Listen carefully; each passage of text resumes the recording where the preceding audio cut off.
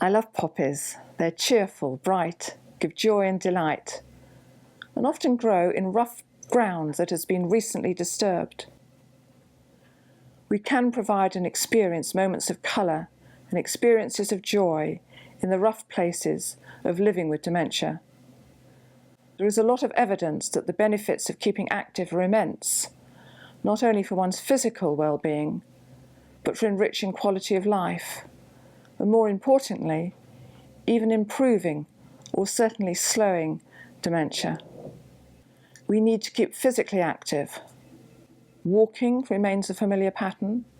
Outings to familiar places or peaceful landscapes can encourage this. The Alzheimer's Society organise walking groups to help with orientation and companionship. As mobility or stamina decrease, seated exercises can be done for everyone, even foot pedalling, armchair bowls or Wii. There is dancing or skittles for the more active, even swimming. Feelings remain even if facts are forgotten and can still bring joy to the present. Many enjoy looking or listening to water, whether sitting by the beach or enjoying views of rivers or lakes. Flowers, trees, gardens give enjoyment. Actual gardening or simply watering plants provide purpose. We also need to keep our minds active to make the most of our brain's ability to make new connections and create memories, as well as strengthening old ones. Word searches, Scrabble. It's recognised nationally that there's a spiritual aspect to life, even if one does not have active faith.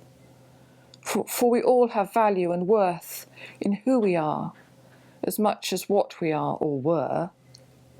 For some, candles, hymns, or church rituals are of great value. Familiar music can encourage alertness, as can familiar poems, even particular scents or smells. Childhood memories last longer and can be celebrated with photographs, or even visiting childhood haunts and activities. Constructing a record of one's life history in a special book or folder can build relationships. Selecting pictures for a photo library on an iPad or in a book can be done over a period of time and provide opportunities for recalling past experiences and an activity in the present. Create a memory box which contains precious items to trigger helpful memories. Regular activities can give structure to the week. The Japanese have high regard for older people. Professor Kawashima demonstrated that regular reading aloud, mental arithmetic, and writing restores communication and independence, and certainly slows down deterioration for those with dementia if done on a regular basis. I have been running memory groups based on these principles since early 2012, learning what works at all stages of dementia with a wide range of ages, and have produced materials which include familiar songs and poems, mental arithmetic, opportunities for writing, whether drawing lines or circling, finishing proverbs, word searches, completing a range of tasks on coins, travel, shopping, farming, colouring. There are never any wrong answers. Some may be unusual.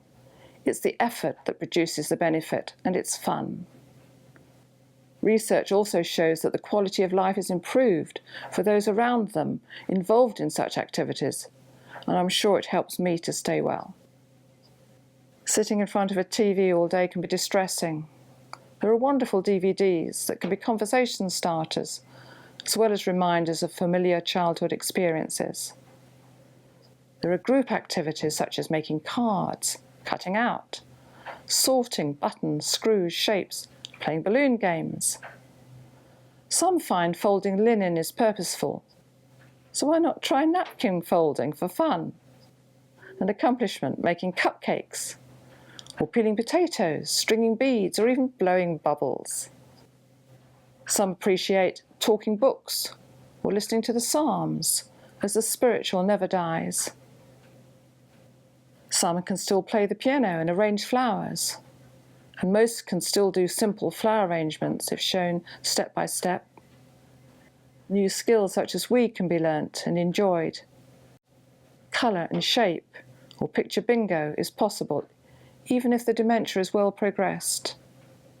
Colouring can be a meaningful activity, and some can still, or even begin, to paint, perhaps skills that have remained dormant. Quizzes can be threatening unless they're in a group setting.